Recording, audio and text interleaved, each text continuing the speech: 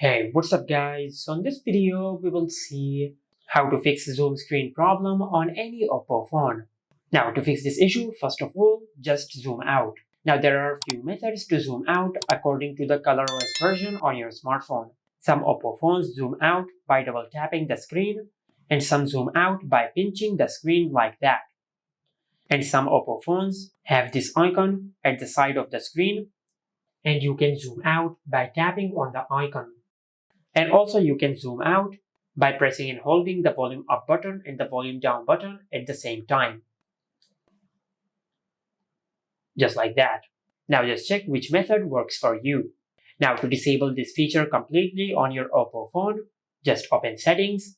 Now in the search bar, just search this. Then tap on magnification. Tap on magnification over here and disable the magnification shortcut. And once you disable this toggle, you will disable the screen zoom problem on your smartphone. And this is how you can fix zoom screen problem on any Oppo phone. Make sure to like, comment, and subscribe. Thank you for watching.